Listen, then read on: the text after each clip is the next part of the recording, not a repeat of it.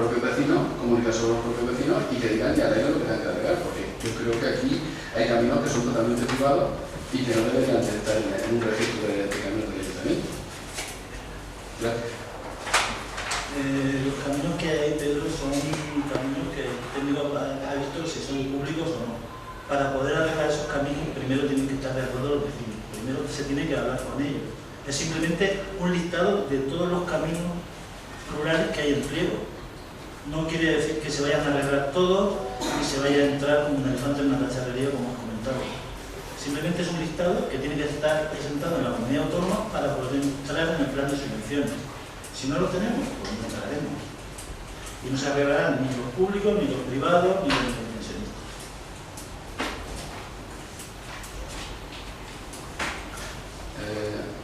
Vuelvo otra vez a decir. Perdón, señor. Perdón. Es que tampoco lo vi.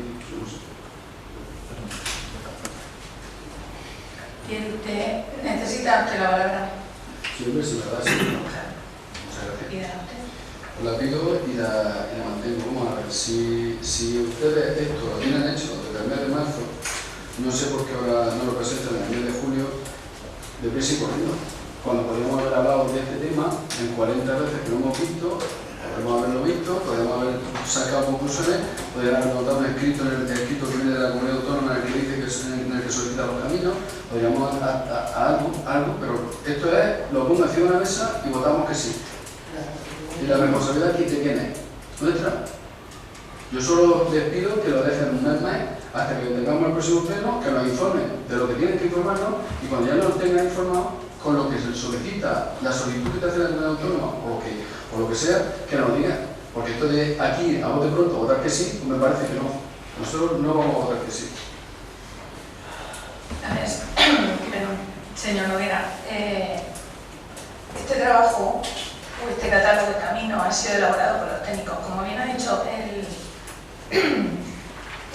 concejal portavoz del Grupo Popular, es fruto de un trabajo laborioso de los técnicos de comprobaciones que dice que parece que hay vereda, no se ha comprobado, se han digitalizado, todas las coordenadas, porque ahora hay que digitalizarlo todo por coordenadas y traspasarla o transportarla a una plataforma de la propia consejería.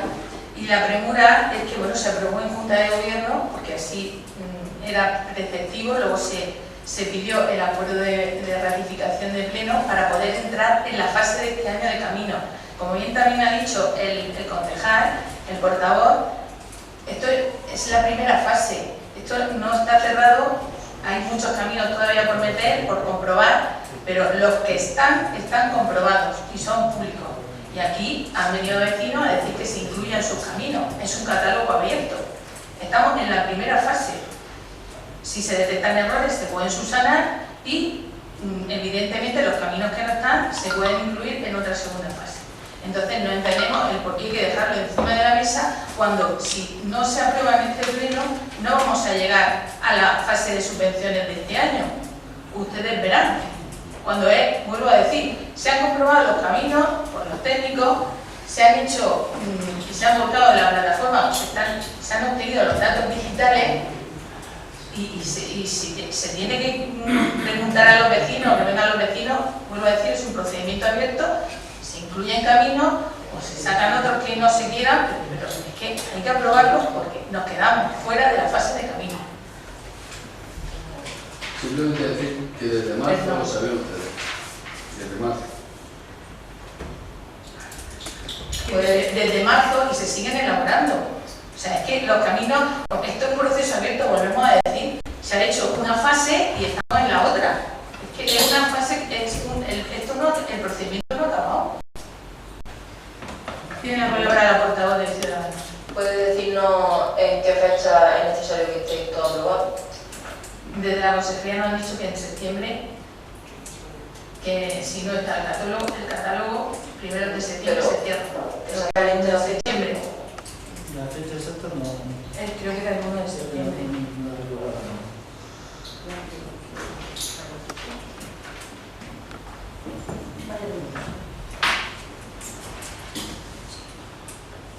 se procede a votar el catálogo de caminos. ¿Votos a favor?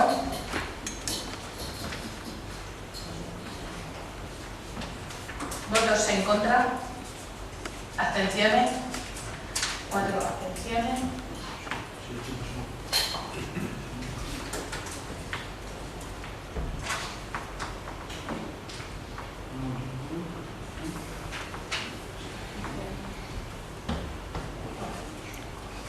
Queda aprobado, por lo tanto, la primera fase del catálogo de caminos del Ayuntamiento de Vigo. Pasamos al cuarto punto del orden del día, moción conjunta para el arreglo de la carretera RM515 en el tramo comprendido entre Alhama de Murcia y Pliego.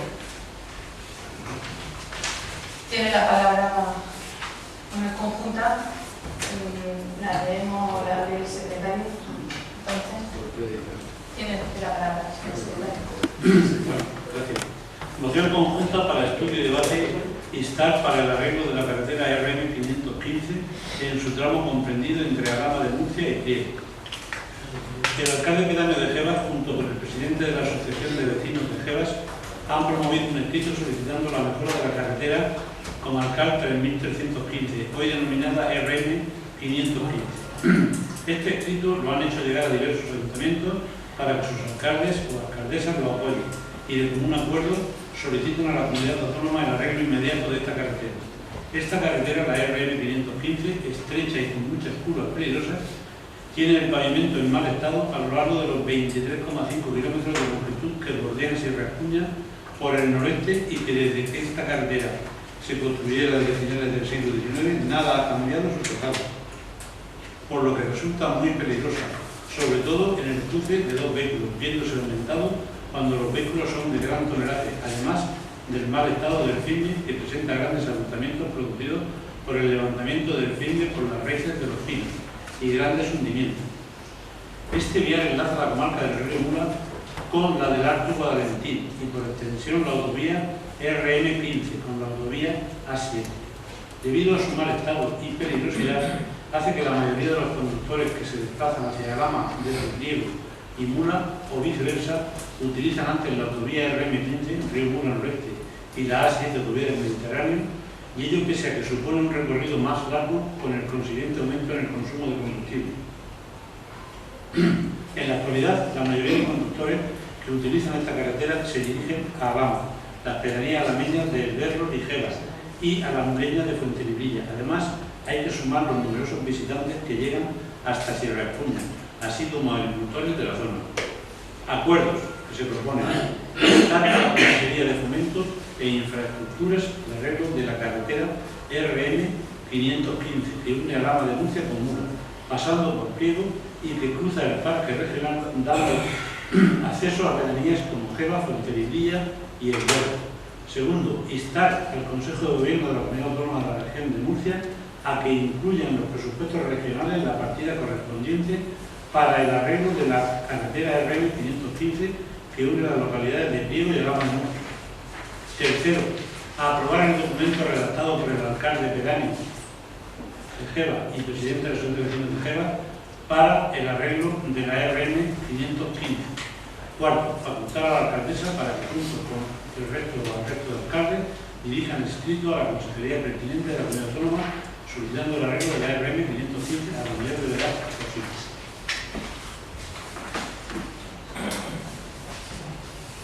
Tiene la palabra el portavoz de Ciudadanos. Bueno, pues evidentemente estamos totalmente de acuerdo, por eso la traemos toda conjunta. Creo que creemos que es necesario desde hace ya bastantes años, porque el mal estado de la carretera pues ya tiene su tiempo, y además porque no es solo para uso de los vecinos de Pliego para su tiempo de ocio, sino también por motivos laborales que le aporta mucho la distancia. Tiene la palabra el portavoz del Grupo Socialista.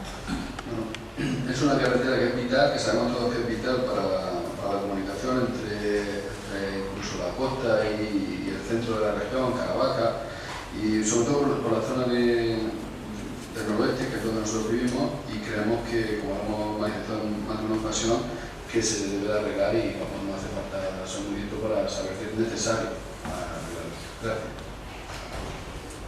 ¿Quién ha reportado del Grupo Popular? Desde el Grupo Popular estamos totalmente de acuerdo con que debe arreglarse y ya estuvimos en conversaciones con el consejero de Fomento para que empezase a ver este tema y teníamos el compromiso de que empezarían a estudiar. Aún así, seguiremos premiando la que lo haga.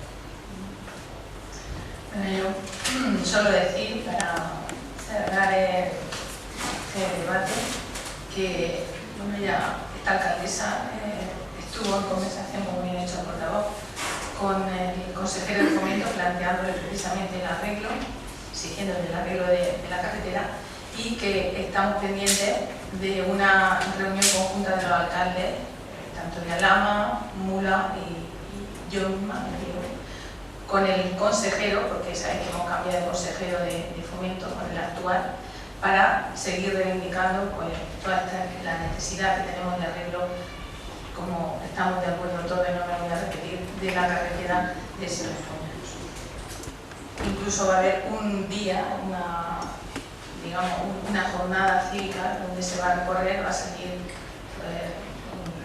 todo el que quiera sumarse a esta reivindicación, creo que saldrá de Alhama, no se sabe la fecha todavía, pero va a haber una caminata, por así decirlo, cívica, para que se reconozca y hacer un poco más de presión sobre la idea de arreglo de la carretera.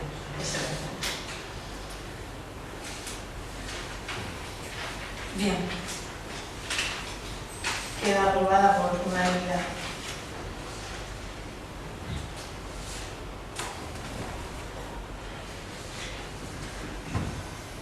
Muchas gracias. Pasamos al punto 5, moción conjunta, instando al Gobierno regional a que en los próximos presupuestos regionales de los siguientes se disponga de una partida suficiente para poder continuar con las excavaciones arqueológicas, posterior conservación y musealización del yacimiento arcaico de la Almoloya.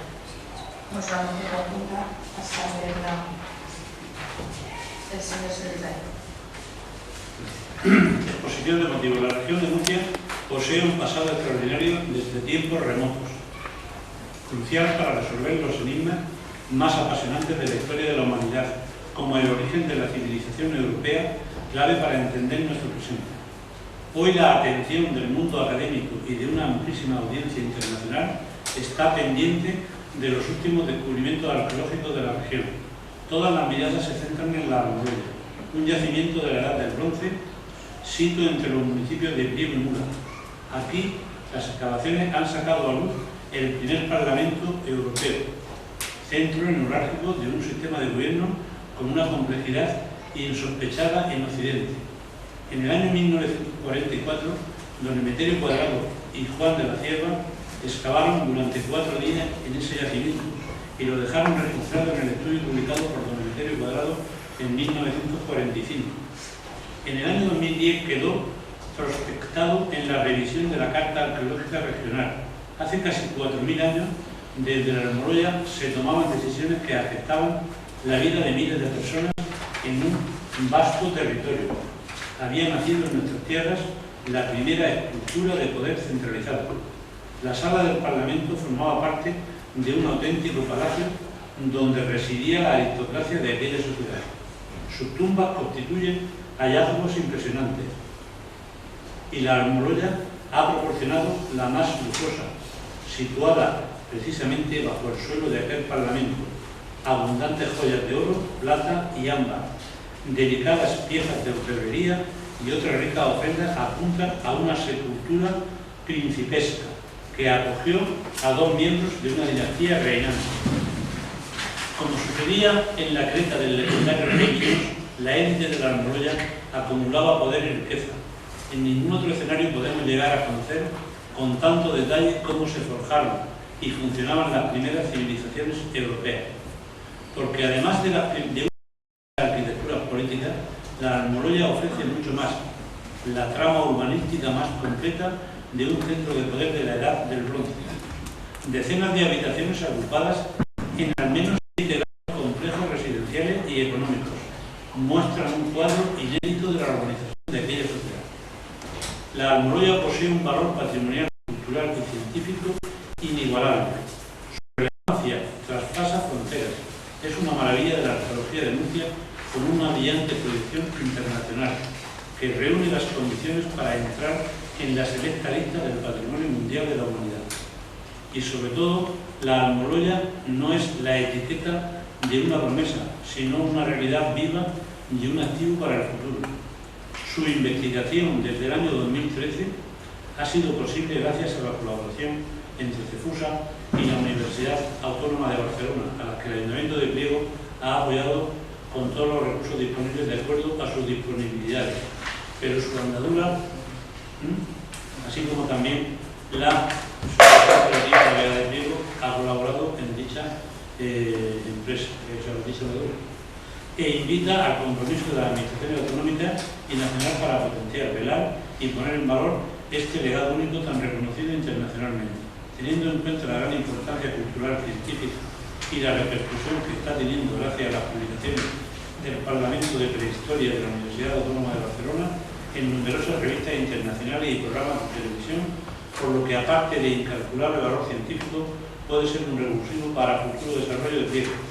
Consideramos elevar a pleno los siguientes acuerdos: instar al Gobierno regional y a la Asamblea Regional de Murcia a que en los próximos presupuestos regionales y en los siguientes se disponga de una partida presupuestaria suficiente para continuar con las excavaciones arqueológicas, posterior conservación y musealización del yacimiento argárico de la Almoloya, además de que se lleven a cabo todos los trámites necesarios para la protección de este bien patrimonial y cultural. Segundo, instar al Gobierno regional de Murcia a que termine a la mayor brevedad posible el procedimiento de incoación de declaración de bien de interés cultural del yacimiento arqueológico de la Almoloya, iniciado el pasado 26 de febrero de 2015 y publicado en el Boletín Oficial de la Región de Murcia de 12 de marzo del mismo año. Y tercero, dar traslado de la presente moción a la Asamblea Regional y a los distintos grupos parlamentarios.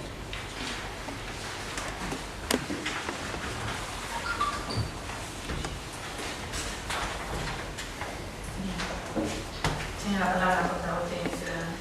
Bueno, pues principalmente quería decir que esta moción se ha llevado a cabo también a petición de los propios arqueólogos de la Almoloya. Quería también dar las gracias porque por lo menos en nuestro caso, cuando presentamos la moción, ellos nos han ayudado mucho porque verdaderamente nosotros queríamos transmitir la importancia de la Almoloya. Y aunque no estén presentes, sí que queremos darles las gracias de alguna manera por ayudarnos con la exposición de motivos y decirnos la gran importancia que tiene la Almoloya. De todas formas, pues también decir que la Almoloya es algo al final que pertenece tanto al municipio de Priego como el de Muro. Allí también al final Ciudadanos también ha llevado esta misma moción y se ha llevado a cabo por una unanimidad y bueno, evidentemente estamos a favor y nada, que tenemos que mantenernos todos, al igual que hemos traído la moción finalmente conjunta, debemos mantenernos todos unidos para impulsar esto que es tan importante a nivel nacional e internacional. Tiene la palabra el portavoz del Grupo Socialista. Bueno, creo que todo ha quedado dicho en la exposición de motivos y ahora en la exposición de Ana. Estamos totalmente de acuerdo con lo que hemos llevado al pleno en una moción conjunta y sabemos que es un valor incalculable, que no tiene precio y lo que sí tenemos que tener claro es que tiene que quedarse en Priego, que es todo lo que puede quedarse en Priego tiene que quedarse en Priego porque como una parte de lo que dice la moción puede significar un revulsivo para este municipio y tenemos que luchar para que se le ayude a los tantos años como luego para obtener cualquier tipo de solución que desde luego que recaiga aquí todo lo que es el museo. Tiene la palabra el portavoz del Grupo Popular. Tanto lo que ha expuesto la portavoz del Grupo Ciudadanos como el Grupo Socialista, estamos totalmente de acuerdo y bueno, que tenemos que luchar por mantener este patrimonio y darle un valor a nuestro pueblo. Es suficientemente debatida y se aprueba por unanimidad. Muchas gracias. Vamos a pasar al siguiente punto del orden del día.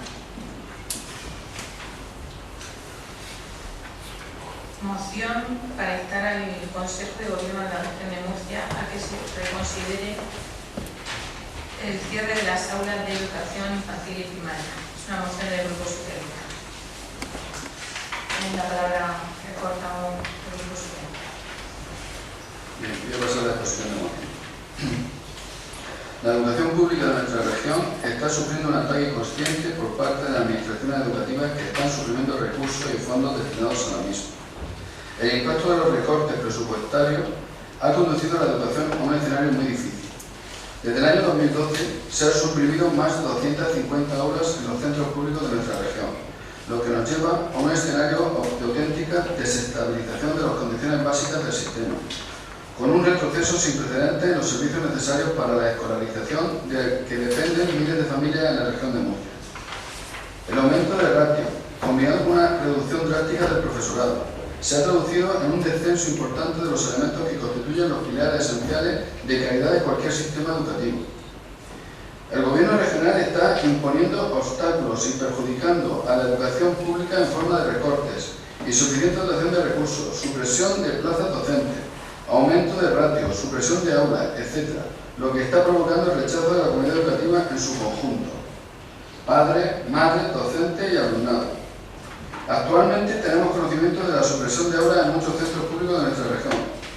Esto supondrá un impacto gravemente negativo en los colegios de los municipios, por lo que supone de descenso en la calidad educativa, como consecuencia del incremento del número de alumnos por aula y minoración de los servicios que se prestan en los colegios públicos, así como el nivel de formación de nuestros niños y niñas. Esta supresión viene impuesta por el Gobierno regional a los centros docentes de nuestra región, debido al aumento del número de alumnos por aula que vienen sufriendo de manera indiscriminada desde hace unos años.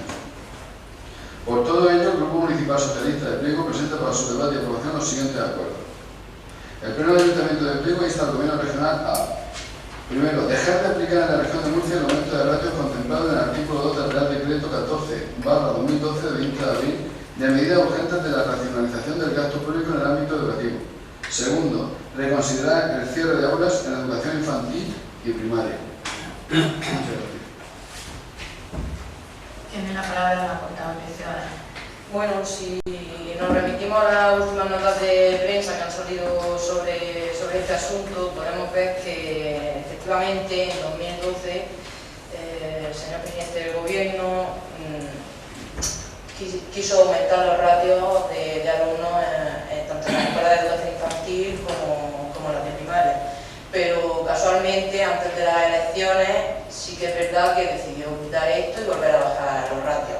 De todas formas, en la Asamblea también se ha aprobado ya por parte de PSOE, Podemos y Ciudadanos, y creo que no es necesaria la moción, pero sí que es verdad que vamos a apoyar desde aquí esta postura, teniendo en cuenta que creemos que es necesario para una mejor educación, para tener una educación de calidad, es necesario que esos ratios sean más bajos. Gracias. Tiene la palabra la concejal de Educación. Pues nosotros, tras dirigirnos a Enrique Bujardón Benítez, nos pasó una serie de datos de los que os quiero dar conocimiento. Está previsto que para el curso 2016-2017 se prevén que haya 11 unidades más en el conjunto de la educación infantil y primaria, muchas más que en el conjunto del sistema en sí, y que la región de Murcia está bajando la ratio máxima marcada, porque la ratio máxima en infantil y en primaria es de 25 niños por hora. En el curso 2013-2014 la ratio bajó a 24, en el 2014-2015 bajó a 23,2. Perdón, a 23,5, y en este curso que acaba de finalizar estaba en 23,2 y está previsto que el próximo curso vuelva a bajar. Por lo tanto, lo de la ratio no es verdad que esté en el momento, al contrario, no bajando. Con respecto a lo que se solicita, que es instar a la comunidad, nosotros no podemos instar al gobierno regional para que deje de cumplir una ley así como así. se puede instar a que se modifique desde la Asamblea Regional, se puede pedir, pero no podemos obligar a que alguien se salte la ley. Aquí no vamos de legalidad. Y luego no tenemos datos del cierre de aulas, porque aún no ha llegado el inicio del curso. El cerrar alguna aula, en todo caso, tendría que estar motivada por la falta de alumnado. La ratio infantil son 25 niños y la ratio de primaria también es de 25 niños. Como máximo. Este año se prevé que baje. Nunca estaría motivada por falta de profesorado tampoco, el cierre de aulas. De hecho, el pasado curso se incrementó en 956 el número de profesores y para el próximo curso el incremento será de 489 profesores más. Por lo tanto, hasta el mes de septiembre veamos cómo evoluciona, no podemos aprobar.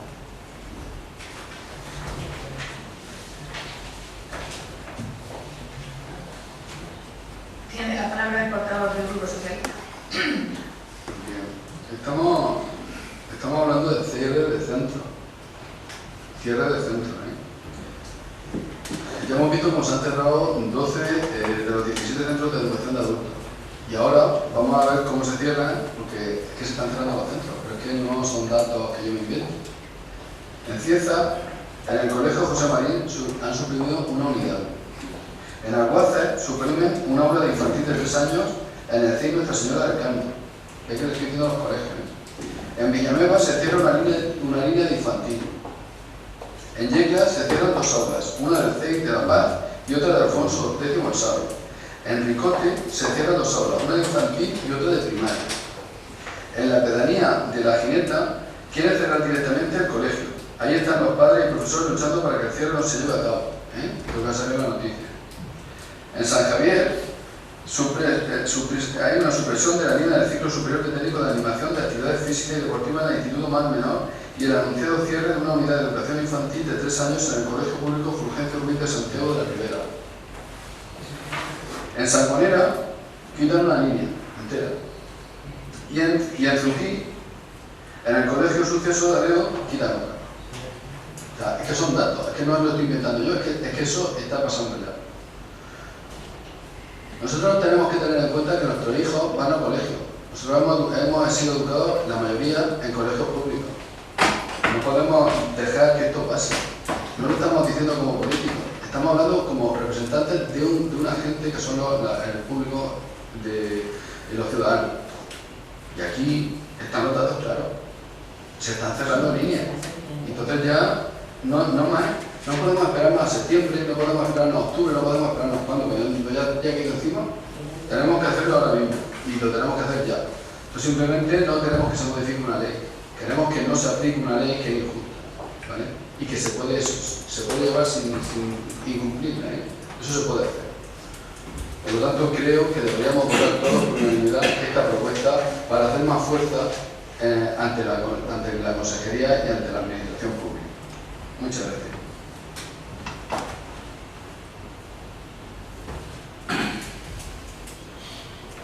Pues vamos, si nadie dice más nada, creo que las posiciones han quedado claras y el argumentario de los grupos también.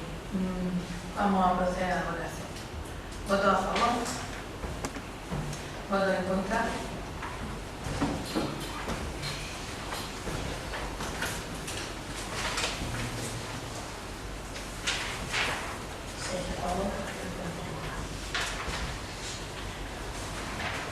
Se aprueba la moción.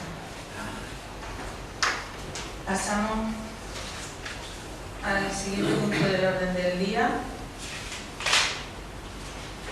Punto número 7, moción del Grupo Municipal Socialista, bueno, en este caso es conjunta, se ha modificado, sobre la retirada inmediata de los restos de poda, leña, de Ciudadanos y Partido. Sobre la retirada inmediata de los restos de poda abandonados en nuestros montes. Tiene la palabra quien le da la opción. Tiene la palabra el portavoz socialista. Bien, en la exposición de motivos, en el pleno ordinario del 22 de enero de 2015, el Grupo Municipal Socialista preguntó al anterior que se iban a llevar a cabo alguna actuación con la plaga que asolaba nuestros montes. Ya se detectaban grandes cercos de pinos secos en la Sierra de Manzanete, como por la parte del repetidor. El Grupo Municipal de Ciudadanos Priegos, siendo conocedores también de la situación del abandono que había sufrido la leña cortada en el monte, es por lo que el pasado 24 de junio registró un escrito en el cual solicitaban que tomaran medios con esta cuestión y que se les informara con respecto a este tema. Solicitaron se les facilitara también un informe de la Dirección General de Desarrollo Rural y Forestal. Es evidente que Ágiles, lo que se entiende por Ágiles, no ha estado en la Consejería de Medio Ambiente, ya que se han tardado varios meses en acometer las podas y talas de los pinos infectados por Tomicus destruens, perforador del pino, vulgarmente llamado barranillo. Afortunadamente, aunque tarde, desde la Dirección General de Política Forestal se ha llevado a cabo una serie de actuaciones con las que ha erradicado el barranillo que ha secado tantos pinos. Tras los trabajos de poda y tala de todos los árboles infectados, queda por realizar la retirada de los restos de arbolado, leña, troncos y sobre todo ramaje fino. De momento la plaga está controlada, pero los restos forestales permanecen en el monte. Por ello no entendemos cómo Desarrollo Rural y Forestal da por limpio el monte de restos de leña. Varios son los incendios que han asolado nuestra región en los últimos meses. Las causas que se deben a las escasas lluvias que mantienen nuestros montes muy secos, la imprudencia de la mano del hombre, las altas temperaturas y la escasa limpieza de nuestros montes. Hemos de decir que nuestros montes reúnen estos requisitos, destacando la escasa limpieza que se ha llevado a cabo después de la tala. Por todo ello, el Grupo Socialista de Priego, junto al Grupo de Ciudadanos, presenta para su aprobación en el Pleno Municipal el siguiente acuerdo. Moción. Siendo conocedores que en nuestros montes siguen quedando gran parte de los restos de la poda y tala de los pinos infectados, la señora alcaldesa debe exigir a la Dirección General de Desarrollo Rural y Forestal la retirada inmediata de todos estos restos. Si no tiene respuestas antes de finales del mes de julio de este organismo, la alcaldesa debe acometer actuaciones inmediatas en la primera semana de agosto para proceder a la retirada de los restos de estas malezas por parte del consistorio. Muchas gracias. Tiene la palabra el concejal de Medio Ambiente. Según la exposición que usted hace, no es verdad lo que dice, ni de los pinos infestados, ni sobre la retirada de arbolada, porque se realizó los trabajos antes de 2015. Se lo explico. Según la Subdirección General de Política Forestal, nos ha informado que en septiembre de 2014 se detectó un foco de 21 hectáreas afectada del Tomicus destruens. Inmediatamente en octubre de 2014 se acometieron las actuaciones necesarias de corta, descortezada y eliminación de árboles infestados por Tomicus destruens y se colocaron 35 trampas de captura masiva y 15 pilas de cebo. Fue muy eficaz. Se contuvo la dispersión de la plaga y no se detectó ningún foco ni ese año ni en el 2015. Más recientemente, el 16 de mayo de 2016, equipos de trabajo contratados por la Consejería de Expertos de Identificación de Pinos Infestados avisaron de 3 focos en dicho monte. Una vez descubierto el foco, se actuó de manera inmediata durante los días 23 de mayo al 3 de junio de 2016. Se realizaron actuaciones de corta, descortezado y eliminación de restos de todos aquellos árboles infestados y moribundos, cortando trozos de 30 centímetros para favorecer la retirada de dicha madera por parte de viandantes o personas interesadas en obtener leña de forma gratuita.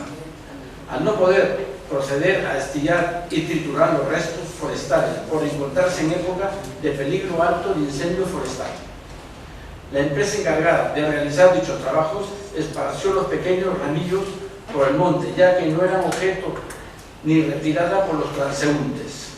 El 23 de junio se publicó un artículo en La Verdad, edición digital, en la que se denuncia la presencia de restos de arbolada en el monte y el consiguiente riesgo de incendios, según intuición de los motivadores de la noticia.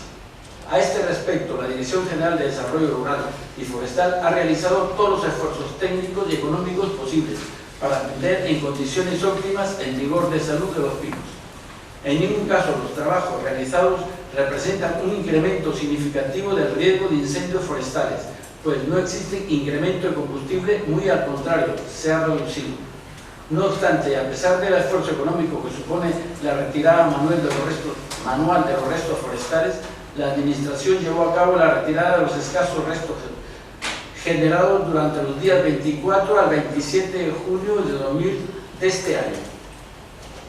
Ya que nuestra señora alcaldesa no tiene competencia alguna sobre los montes, lo único que puede hacer es recordar y pedir a la Dirección General de Desarrollo Rural y Forestal que continúe vigilando para evitar riesgos de incendio y ejecutando trabajos de eliminación y controlar en todo el pinar.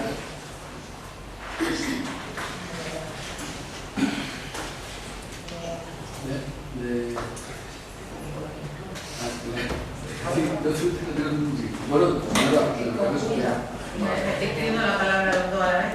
No, que le digo que hable, que hable. Venga, tiene usted la palabra, señor portavoz. Bien, muchas gracias, señora alcaldesa. Simplemente, como todo lo que ha leído, no le voy a decir que usted ha dicho una mentira, ya que usted me dice que yo digo mentiras, pues soy un mentiroso y no vamos a seguir, porque cada vez que hablo de este pleno, yo siempre digo mentiras. Está ahí. Yo no sé su concejalía hasta dónde llega. Usted antes de venir aquí, la obligación creo que debería haber sido suya, era haber visitado el monte, haber visto ese informe, si era verdad o era mentira, porque si es que está en las fotografías, pero es que no solo está en las fotografías, es que está allí la leña. No puede ser que si está la leña allí, como usted dice ahí en el informe ese que usted ha leído, diga que se baja el riesgo de incendio. ¿En qué cabeza cabe? Es que estamos con todo, ¿ok? Vamos a ver, si hay leña, hay riesgo de incendio. Si la leña se seca, más leña, riesgo de incendio. O sea, que no hay otra, no hay otra.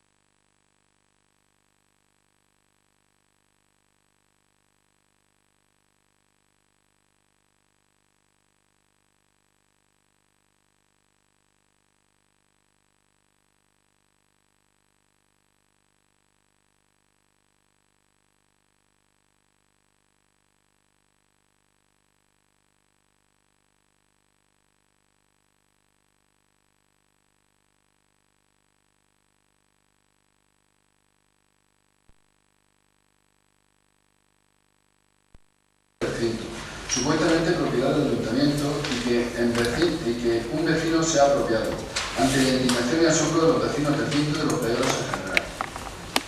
La apropiación personal de este solar crea una serie de extorsión para los vecinos colindantes y para los fregueros en general.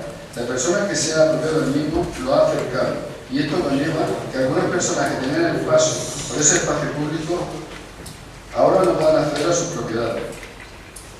Un vecino que tiene una caseta colindante a este espacio manifiesta que el afectado se ha apropiado de metros de su propiedad, habiéndolo denunciado en el ayuntamiento. Según el testimonio de muchos vecinos del cinto, este espacio era antiguo camino para subir y bajar al castillo y para ir a la Picaera, lugar donde se ubicaba el espacio, para que no lo sepa. Como bien dijo la señora alcaldesa, este espacio viene recogido en el plan general como espacio libre, por lo que no se entiende que desde el consistorio se le haya dado permiso para vallar. El pasado 4 de mayo, los dos grupos de la oposición fuimos convocados para tratar este asunto con uno de los abogados de ACAL. Se nos da amplia información sobre los pasos llevados a cabo por este vecino para apropiarse del solar. Nos dice que esto es una cuestión difícil y que, aun llevando razón, es complicado porque tiene todos los documentos que acreditan que el solar es suyo. Expuesta la información por parte del letrado de ACAL y tras un debate, a propuesta del Grupo Municipal Socialista, se expone que al estar recogido este espacio en el plan general como zona verde, se prepare toda la documentación necesaria para iniciar el expediente de expropiación. El abogado manifiesta que no había pensado en esta posibilidad, pero que es factible. Por todo lo expuesto, el Grupo Municipal Socialista presenta para su debate y aprobación la siguiente moción. Iniciar el expediente de expropiación en un plazo de un mes para que este espacio vuelva a ser un lugar de uso y disfrute de todos los vecinos del río.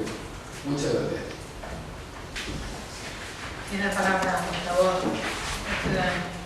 Bueno, tal y como se nos ha dicho en el informe de ACAL, si nos informa en comisión informativa, creo que podemos empezar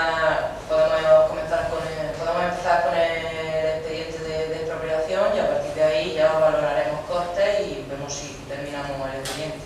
Creo que ya también es un tema a valorar económicamente, pero según se nos